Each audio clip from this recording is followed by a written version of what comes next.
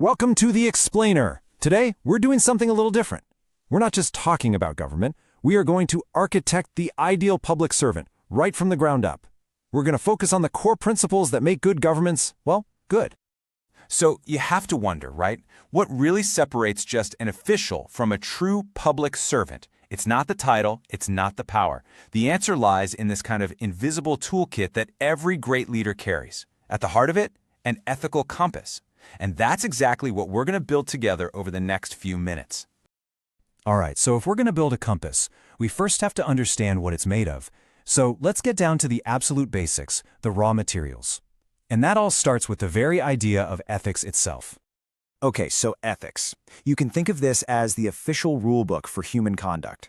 It's the big picture blueprint, the framework that defines what's right and what's wrong for a society. It's kind of like a shared code of conduct. Now, if ethics is the big societal rulebook, then values are way more personal. They are your guiding stars. These are the deep-seated beliefs that you hold dear, things like honesty or integrity or compassion that actually steer your choices. And that brings us to morality. And this is really where the rubber meets the road.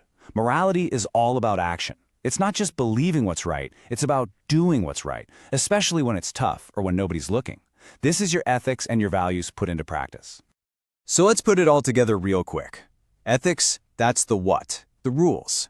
Values, that's the why, your personal beliefs. And morality, that's the how, your actions in the real world. For this whole thing to work, you need all three working together in harmony.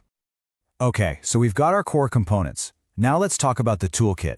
How do we actually calibrate this compass so it points true north every single time, especially in the messy, high-stakes world of public service? First up is attitude, your mindset. This is what actually orients the compass in the first place. For a public servant, an attitude of, say, genuine commitment to the people, that's not just a nice to have. It literally shapes every single decision they make. Then we have aptitude. And this is about more than just being book smart. It's about having the skill to read the compass correctly, especially when everything is going crazy around you. It's that natural ability for clear judgment and problem solving when the pressure is really on. And here are the crucial markings on that compass. These are the foundational values. We're talking about integrity, impartiality, objectivity, all the big ones. These are non-negotiable. They're like the magnetic north that keeps the needle pointed squarely at the public good, no matter what kind of political winds are blowing. Of course, we're not inventing this compass from scratch. History is absolutely filled with incredible leaders and thinkers who are master navigators of these ethical waters. So let's tap into some of their wisdom. I love this quote from Mahatma Gandhi. It's so simple, right? The means are the seed, the end is the tree. What he's saying is so powerful. How you get there is just as important as where you're going. The process and the outcome are totally interconnected. And for a public servant, this insight is absolutely crucial. It means you can't take an unethical shortcut to get to a so-called good result. Because if you do, you've already tainted that result. The path you take has to be just as pure as your intended destination. Now let's turn to Dr. B.R. Ambedkar, one of the main architects of India's constitution. He knew that having a beautifully written constitution with all these noble principles, well, that's just the start. He argued that this kind of constitutional morality isn't natural. It's something you have to actively work on and cultivate every single day. So what's the big takeaway here? It's that real public service isn't just about ticking boxes and following the letter of the law. No, it's about truly embodying the spirit behind those rules, the spirit of social justice and equality. All right, let's bring in a philosopher. Immanuel Kant gave us a really powerful, kind of universal test for any action we're thinking about taking. His idea is basically this. An action is only moral if you'd be okay with it becoming a universal law for everyone, everywhere, without contradiction. For a public official, this is an amazing gut check. You just have to ask yourself, what if everybody did this? If the thought of that makes you uncomfortable, well, you probably shouldn't do it. It's a perfect litmus test for integrity. Okay, so we've talked a lot of theory. Wisdom from Gandhi, Ambedkar, Kant. But what happens when this ethical compass gets thrown into the chaos of the real world, into a full-blown crisis? Because that's when it really counts. I want you to really picture this. A district has been totally wrecked by floods.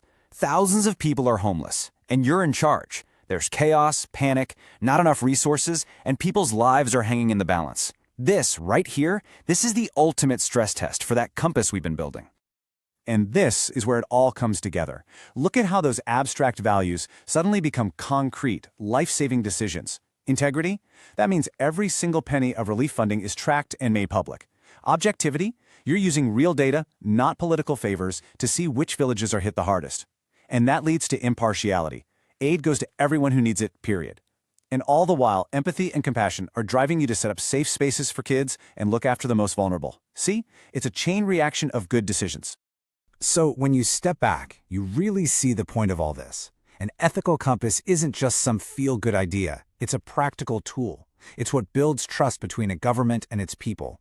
It's what ensures that administration becomes true public service. It's what turns a job into a calling. So as we wrap up, I want to leave you with a question to chew on. If you had to pick just one of these values as the most critical for a leader to have today, which one would it be? Integrity? Compassion? Objectivity? Give it some thought, because honestly, the future of effective and just governance all over the world really does hinge on how we answer that question.